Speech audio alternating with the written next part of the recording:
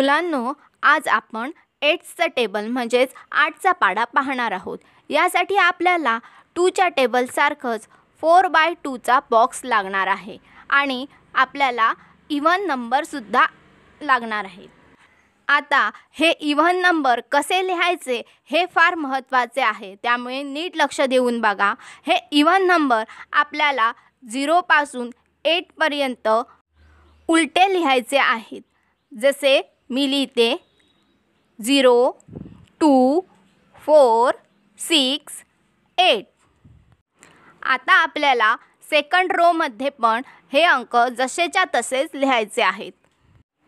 आता मुलांनो, आपल्याला फर्स्ट रो मध्ये 0 1 2 3 4 हे नंबर एक एक बॉक्स मध्ये लिहून घ्यायचे आहेत। चला मी लिहून घेते।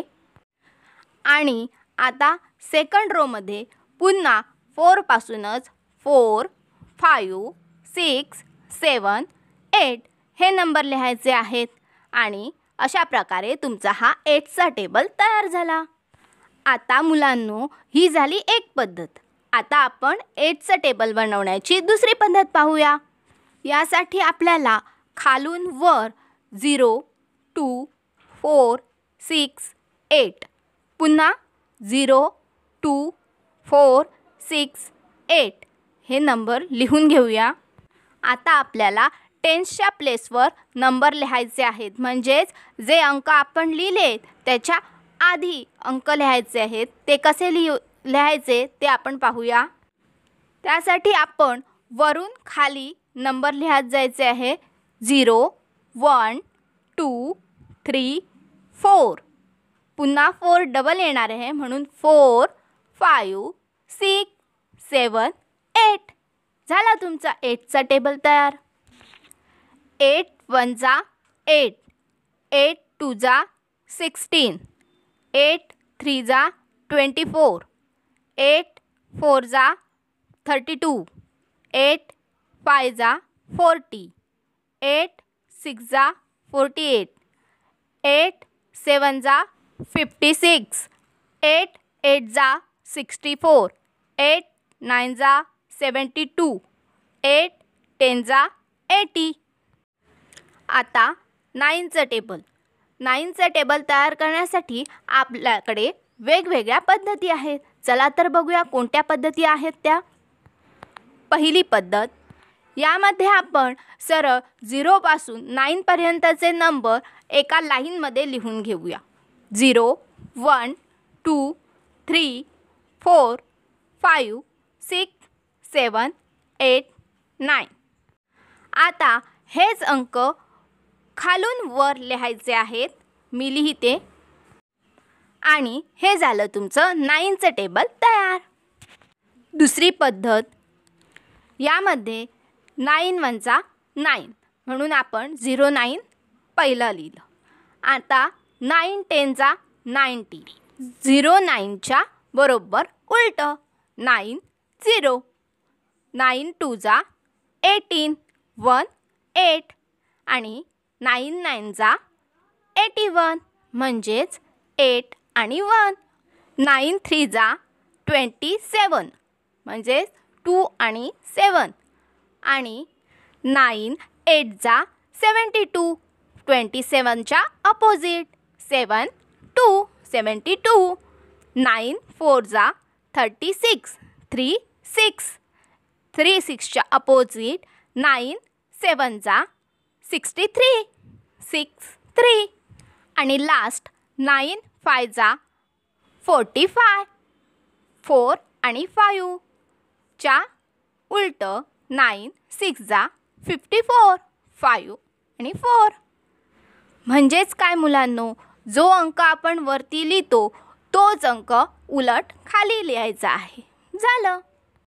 आता आपण सगळ्यात शेवटची तिसरी आणि सगळ्यात सोपी पद्धत पाहणार आहोत, ती म्हणजे हातांच्या बोटांवर आपण 9चं टेबल तयार करणार आहोत। चला तर मग पाहू। तुम्हाला 1 to 10 नंबर येतच असतील। आपण आता हातांच्या बोटांना 1 to 10 नंबर देऊया। आता समजा तुम्हाला 9 4 जा किती हे काढायचं असेल तर कसं करणार? जे 4 नंबरचं आपलं बोट आहे ते दुमडायचं. आता त्याच्या एका साईडला किती बोटं ओपन आहेत ती काउंट करायची. 1 2 3. मग आपला पहिला नंबर आपल्याला मिळाला 3. त्यानंतर दुमडलेल्या बोटाच्या दुसऱ्या साईडला किती बोटं ओपन आहेत ती काउंट करूया. 1 2 3 4 5 6. आपल्याला दुसरा नंबर भेटला 6. 3 6 36. 9 4 जा 36. आता दुसरा एक्झाम्पल बघूया. 9 7 जा. आता 9 7 जा काढण्यासाठी आपण 7 नंबरचं बोट दुमडून घेऊया. आता जे बोट दुमडले त्याच्या एका साईडला किती बोटं ओपन आहेत ती काउंट करूया. 1 2 3 4 5 6. आपल्याला पहिला नंबर मिळाला 6. त्याच्यानंतर जे दुमडलेलं बोट आहे त्याच्या दुसऱ्या साईडला किती बोटे ओपन आहेत ती काउंट करूया. 1 2 3.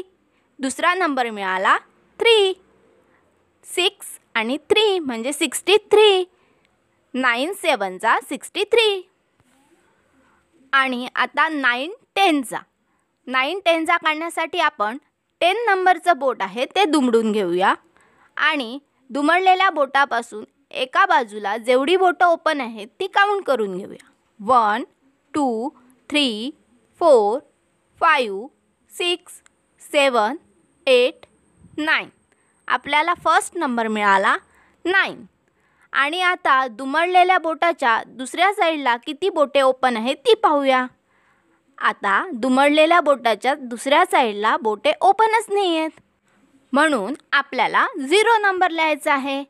9 आणि 0 90. 9 10 जा 90. समजलं ना तुम्हाला? आहे की नाही खूप सोपी पद्धत? 9 1 जा 9. 9 2 जा 18. 9 3 जा 27. 9 4 जा 36. 9 5 जा 45.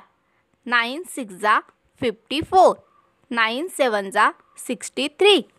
9 8 जा 72. 9 9 जा 81. 9 10 जा 90. तुम्हाला जर या पाढे-पाठ करण्याच्या ट्रिक आवडल्या असतील तर व्हिडिओला लाईक करा आणि व्हिडिओ शेअर करा. आणि असेच नवनवीन व्हिडिओ पाहण्यासाठी आपल्या मुलांची दुनिया या चॅनलला सबस्क्राईब करा.